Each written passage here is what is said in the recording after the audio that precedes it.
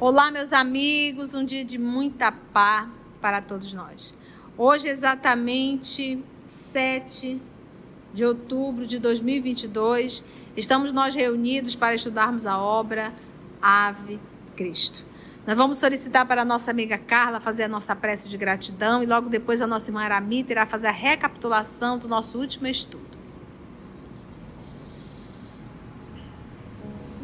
Senhor Jesus, mais uma vez te agradecemos essa oportunidade de podermos nos reunir, de falar de fraternidade.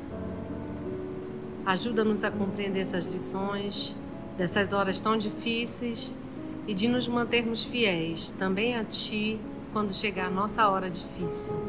Abre nosso entendimento, amansa nosso coração, dá-nos Tua serenidade e nos dê bom ânimo para a jornada.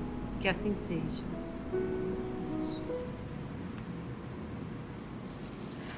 Em nosso último estudo, depois da palestra do Lucano Vestino, o Basílio e a Lívia foram falar com ele.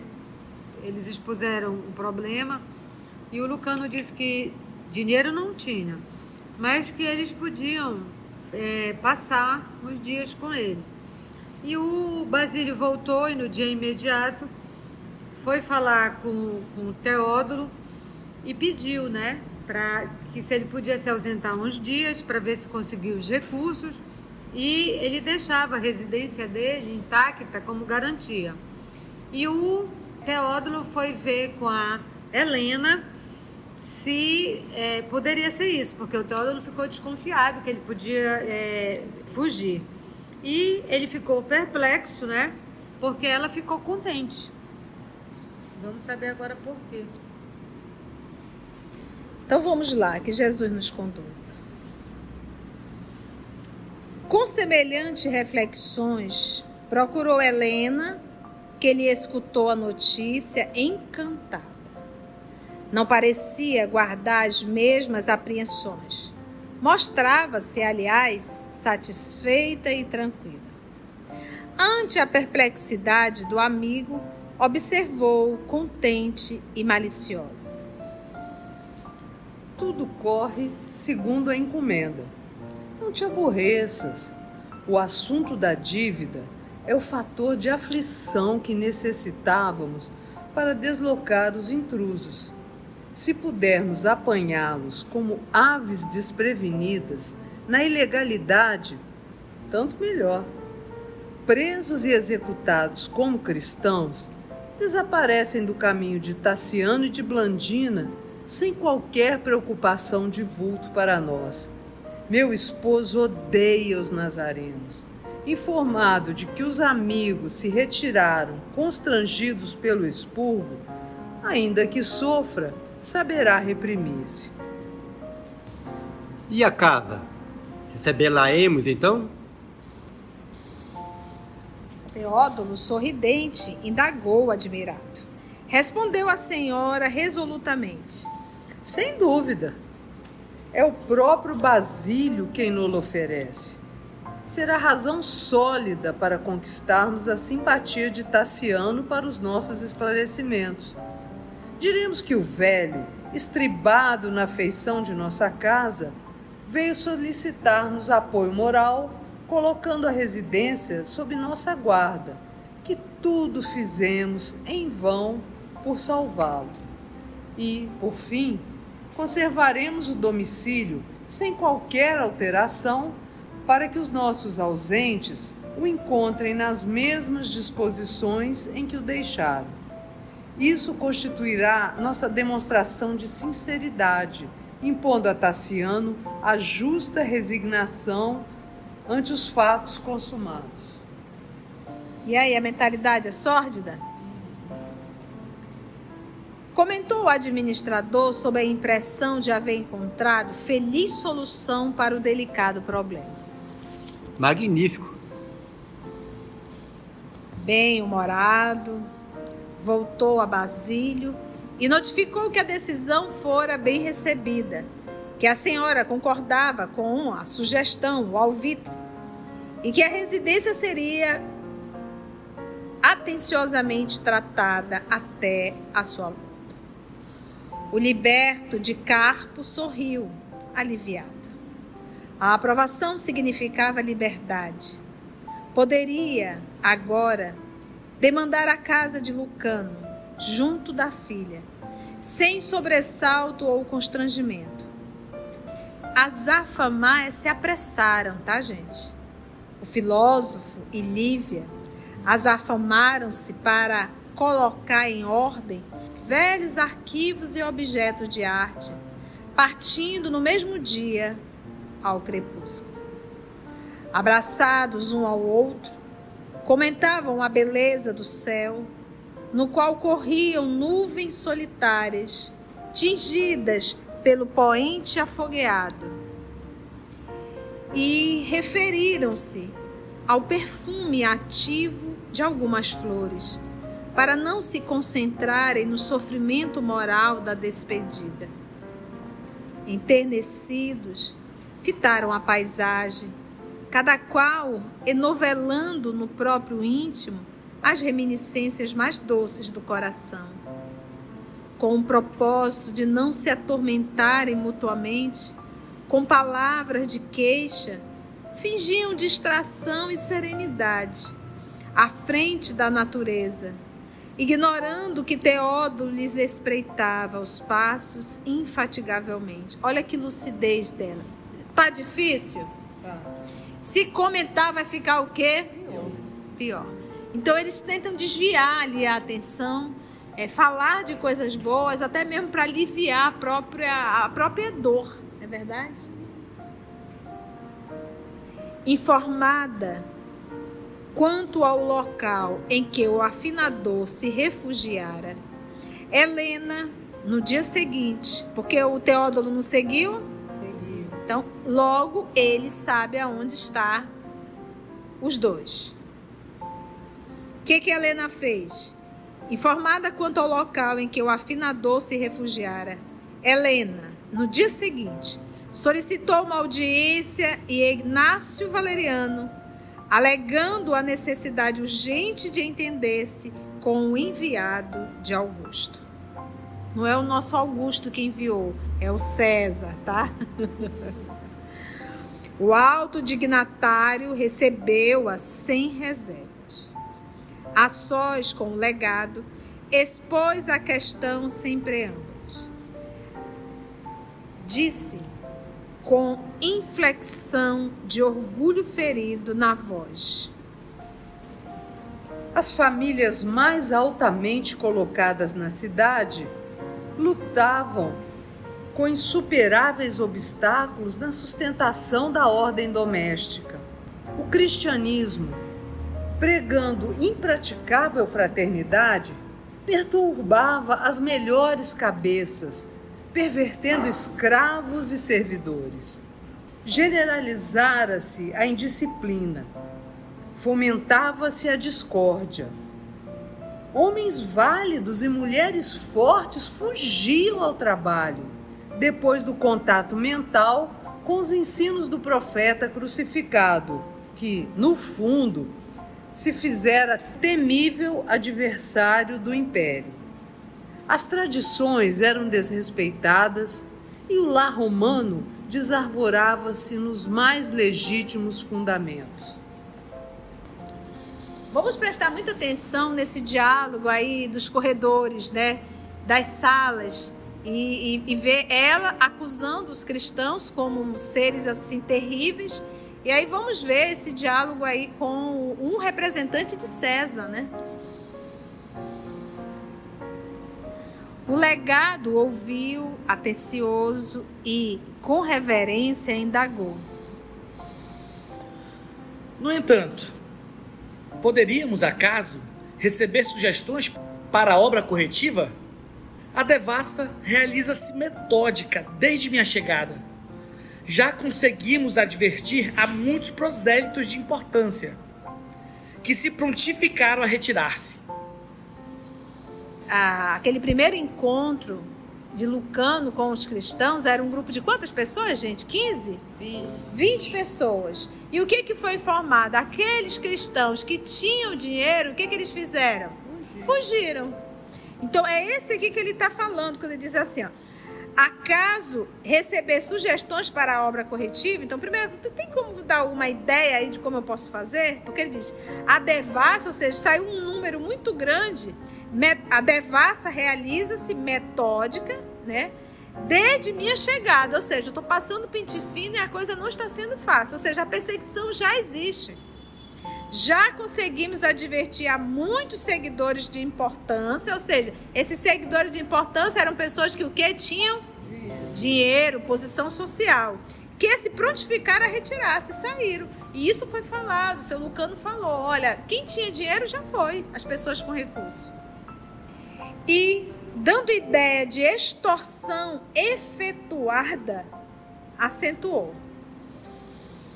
Tenho tido a máxima paciência, compreendendo que um homem representativo não pode esquecer, sem dano, a responsabilidade de que se investe. Assim, considerando, determinei que todos os simpatizantes da causa detestada fossem ouvidos. Tive o prazer de registrar-lhes a reafirmação de fidelidade aos deuses e a César, e, de quase todos, recebi generosas ofertas, destinadas ao nosso magnânimo imperador. A medida surtiu favoráveis resultados, coroando-nos um inquérito de pleno triunfo.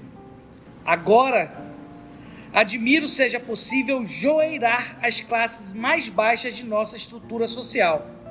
A justiça não se fará tardia. Quem tem dinheiro pagou e pagou o quê? Alto. É verdade? E pagou para quem? Para ele. Foi para ele, foi para o César, mas tu sabe que um bocadinho, ele deu por um acaso uma nota fiscal? Entendeste? Olha só, agora olha só, olha o que ele fazia.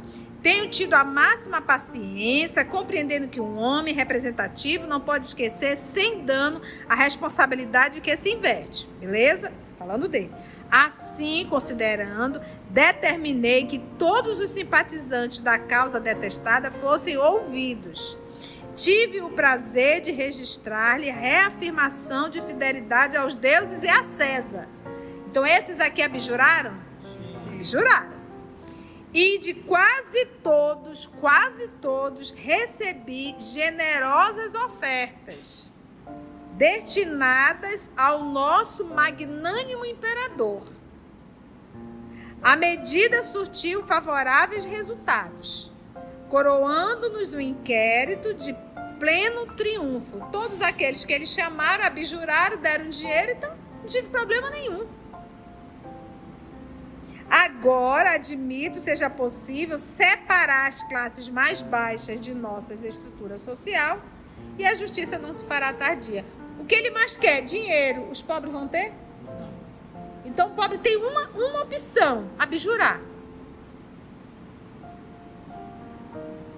Asseverou Helena satisfeita. Estamos ansiosos. Nunca presenciamos tantas manifestações de revolta. Jamais assistimos a tamanhos espetáculos de rebeldia e degradação. Há quem saiba da existência de variados núcleos de conspiradores contra a legalidade nos bairros pobres. Nosso administrador, por exemplo, conhece um dos pontos em que pessoas desprezíveis articulam os golpes que nos ameaçam. Nossa própria casa tem um escravo fujão com a filha, nesse couto de morcegos humanos.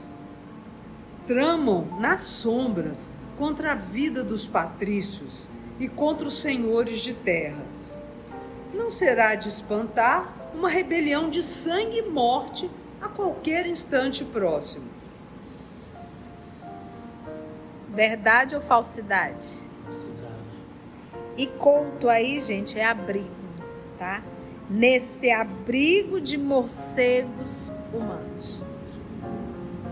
Antes que o interlocutor pudesse formular qualquer nova interrogação, acrescentou de maneira significativa: Tenho comigo a documentação probatória. Valeriano coçou a cabeça, intrigado, e ponderou. A denúncia é realmente grave. O administrador da Vila Vetúrio pode colaborar com as autoridades? Perfeitamente. Começaremos o expurgo sem demora. Posso esperar o concurso dele hoje à noite? Teódulo comparecerá. Concordou a senhora resoluta.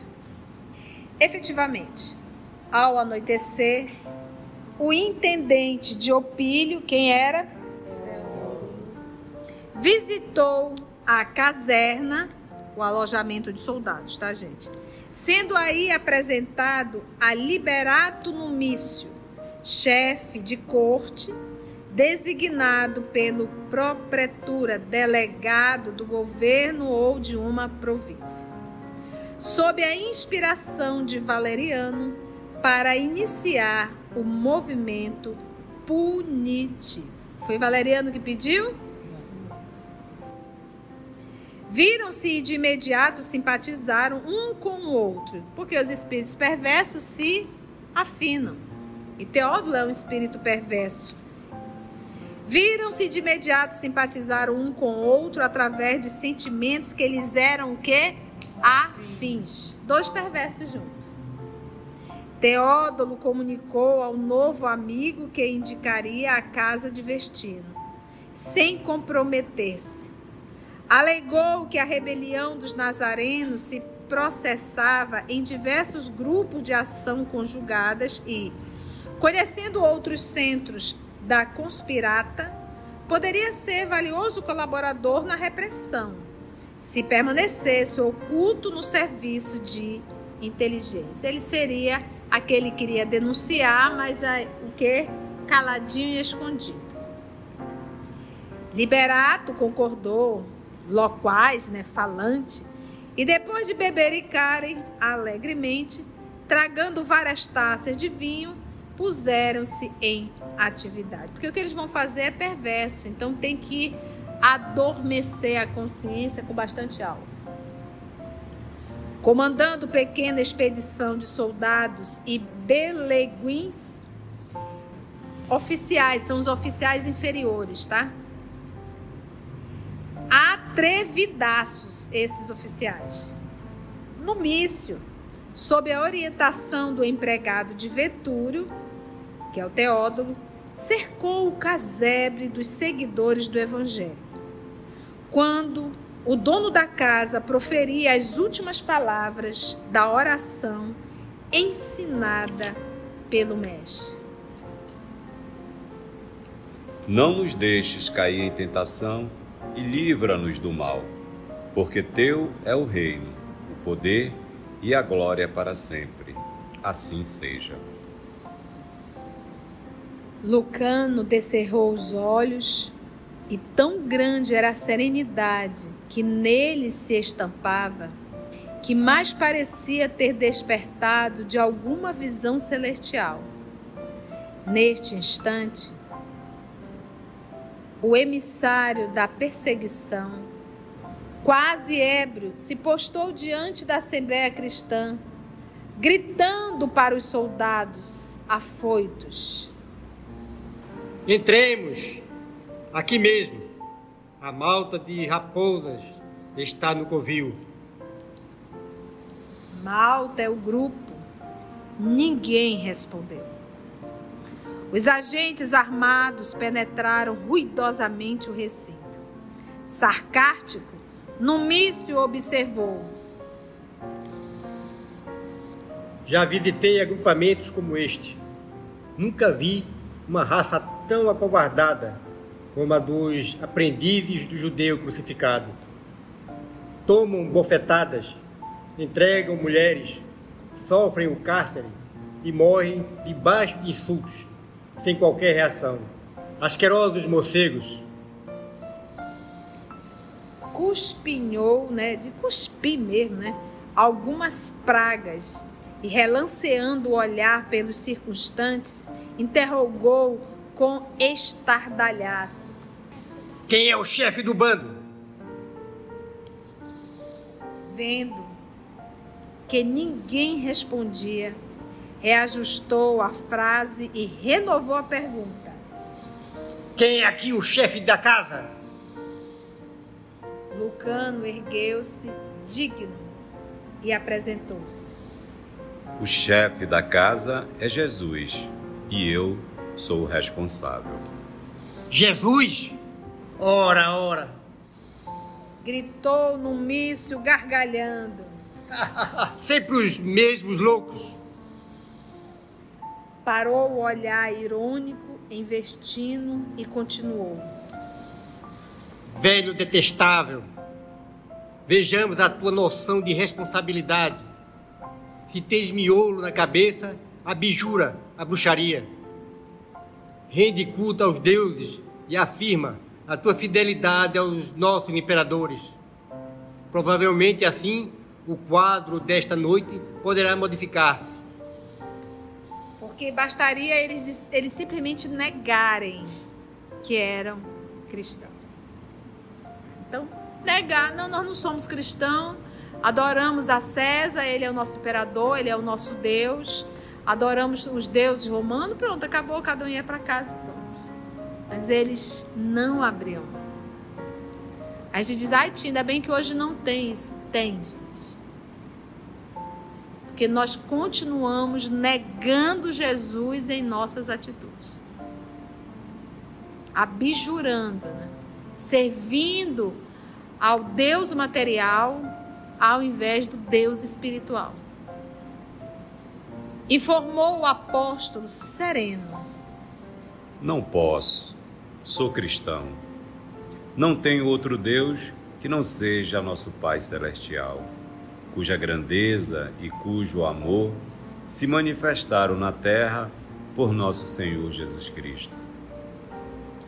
Clamou o Liberato de faces congestas: Renega os teus sortilégios, feiticeiro. Abjura ou sentirás o peso de minha decisão. Tornou Lucano com simplicidade e calma: Não posso alterar minha fé. O punho cerrado do cruel interlocutor desceu sobre o rosto venerável. Vestino cambaleou, mas, amparado por 2 irmãos que se apressaram a socorrê-lo, recompôs a fisionomia, enxugando um filete de sangue que a pancada lhe provocara num dos cantos da boca. Lívia, Lucina e Prisca, as mulheres mais jovens do recinto, prorromperam em pranto. Contudo, o ancião, retomando a palavra, confortou-as, exclamando: Filhas, não chorem por nós. Choremos pelos nossos perseguidores, orando por eles. Haverá maior desventura que a de confiar-se alguém ao engano do poder para acordar nos braços terríveis da morte? Cenas do próximo capítulo. Esse parágrafo aí é uma palestra. Quando a gente lê a obra Ave Cristo, nós mergulhamos em um clima e a gente passa a, talvez não a sentir, mas a gente passa a entrar num mundo que a gente não consegue nem compreender, de fidelidade ao Cristo Jesus, entregando a própria vida. Nós, em frente à dificuldade, a gente se desespera e a gente nega.